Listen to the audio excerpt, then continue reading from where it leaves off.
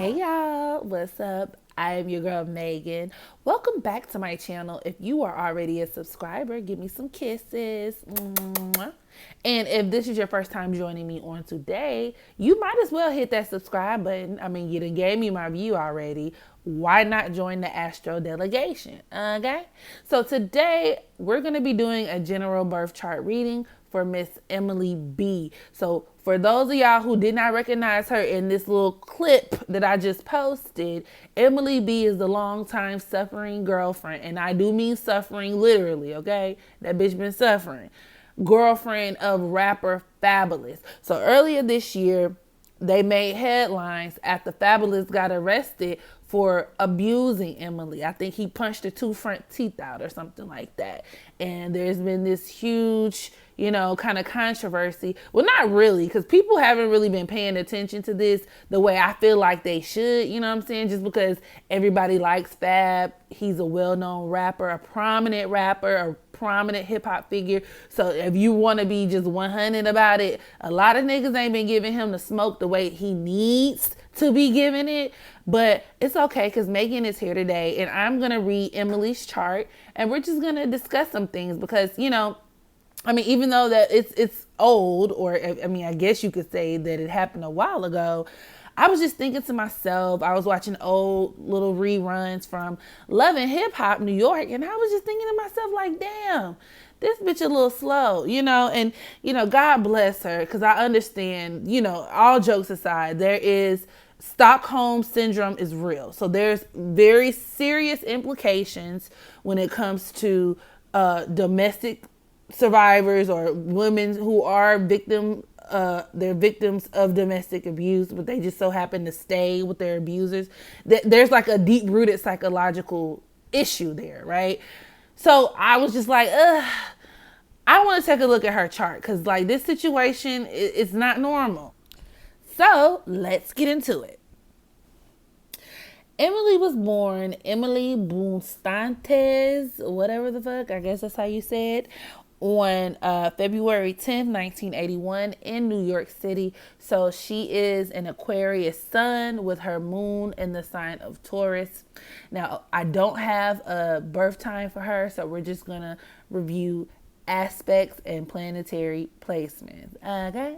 So just looking at her chart, the first aspect that just jumped out at me, and this is kind of like an open and shut case here, is the fact that her black moon Lilith is conjoined to her asteroid Juno in the sign of Scorpio. And I was like, oh, okay.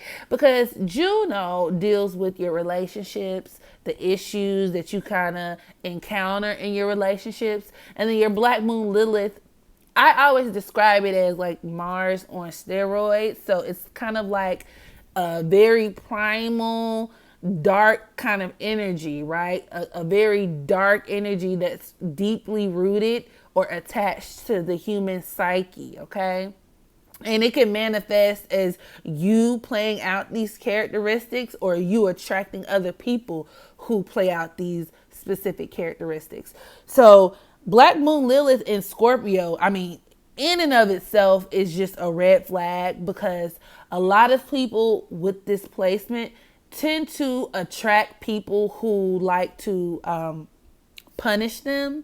They tend to attract cruelty. They tend to be victims of, cruelty and just certain type of behavior, even when it comes to like black magic. And so with this being conjoined to her Juno, this really just points towards the fact that Emily attracts people who victimize her. That's just really the best way to put it. Somebody who is surrounded by evil.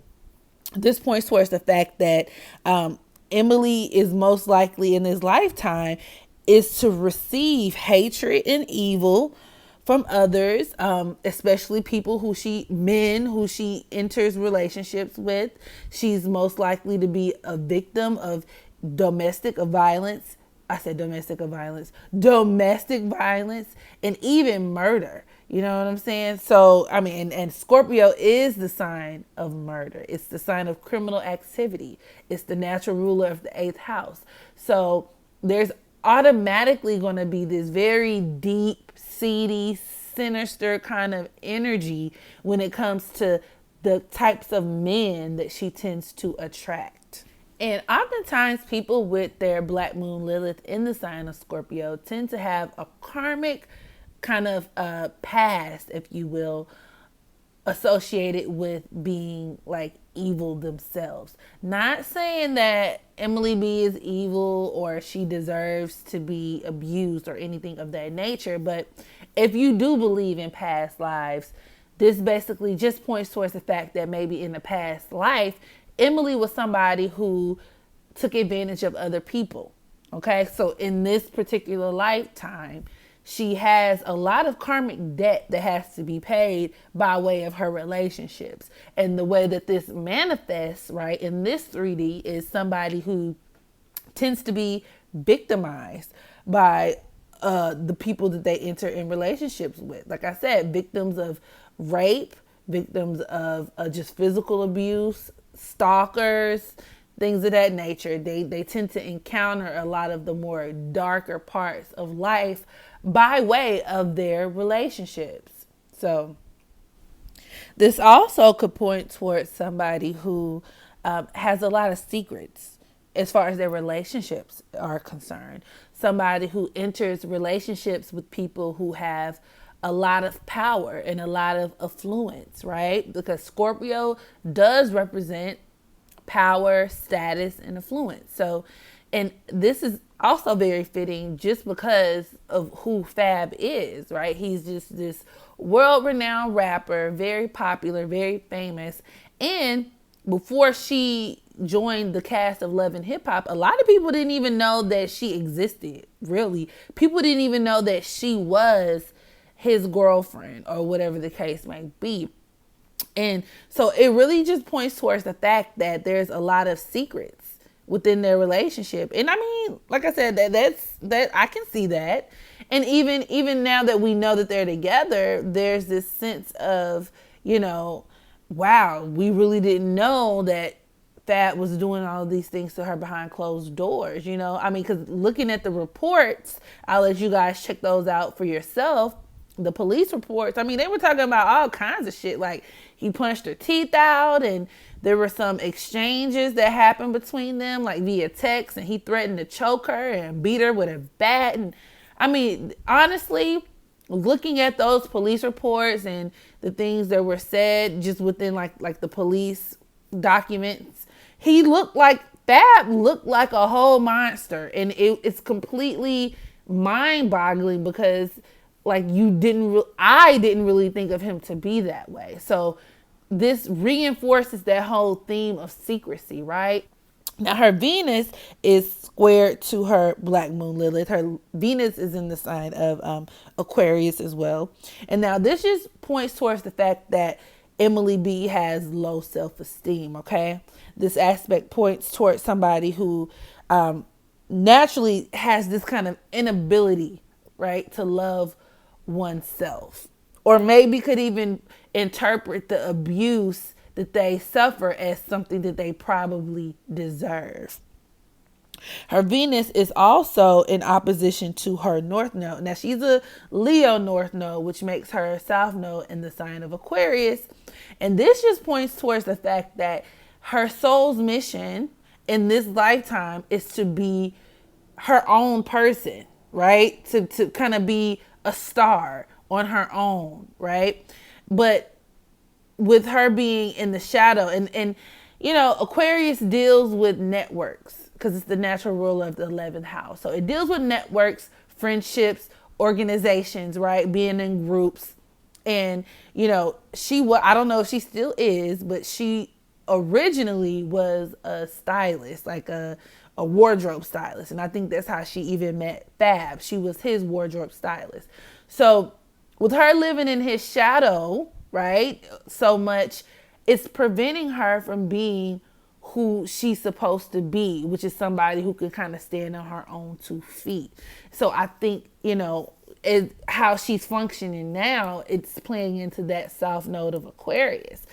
EmilyB was meant to be a celebrity in her own right, a star in her own right. But this whole situation with her, like, not being able to fully let go of Fab, and I think a lot of it has to do with her feeling like she needs him to be a part of the industry, but we'll get to that later.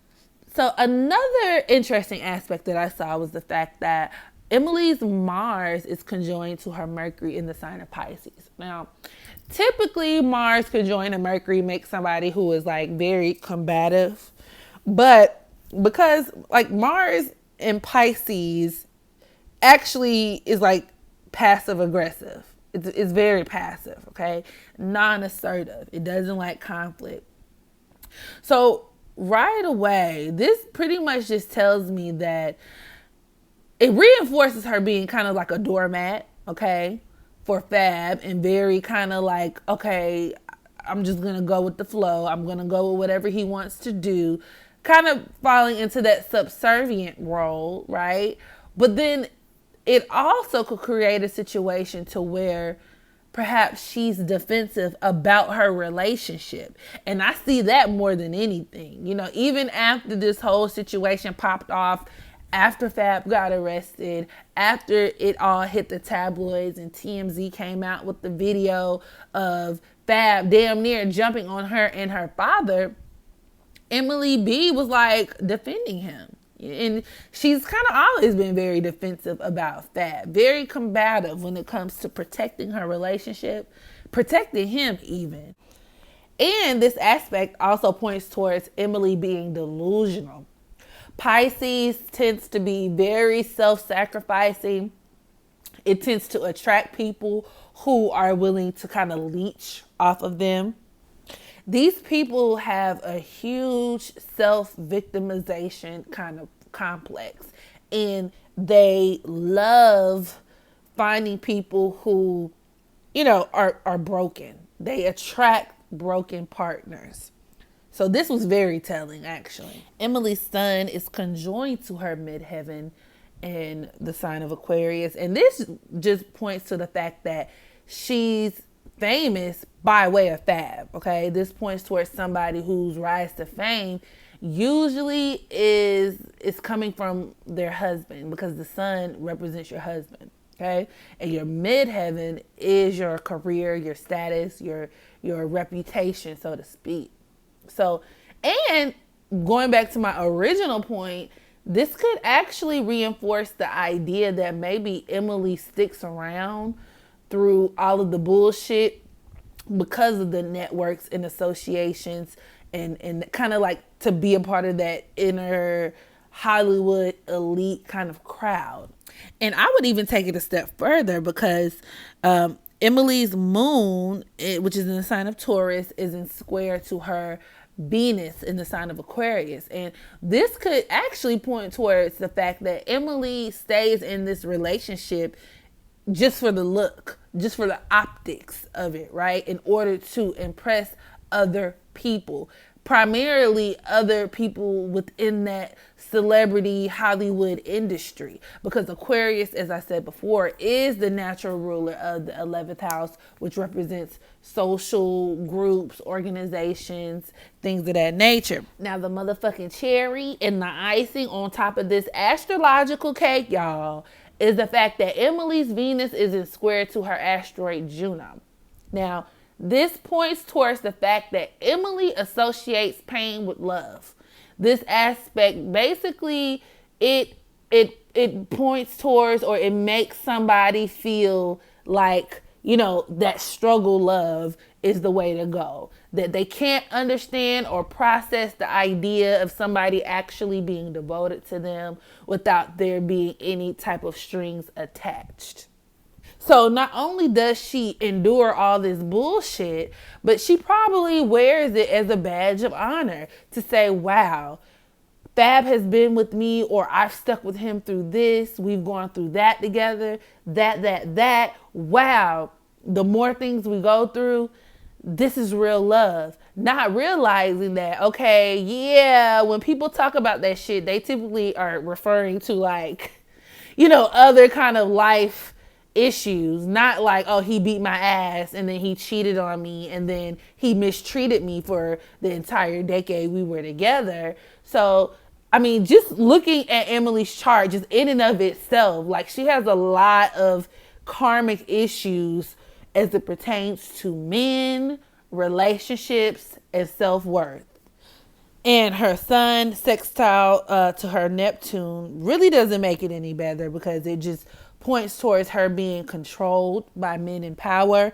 And then her sun makes a trine to Pluto, which reinforces that theme of abuse, or being the subject of a more controlling or a very aggressive, authoritative kind of husband. So yeah, man, I mean, I done seen all I needed to see. This explains a lot. Okay, so drop down in that comment section. Let me know what you guys thought about this. Go ahead, hit that like button if you haven't already. Subscribe, share this video with a friend, and make sure you practice unconditional self-love so that you can love others. And until next time, I holla.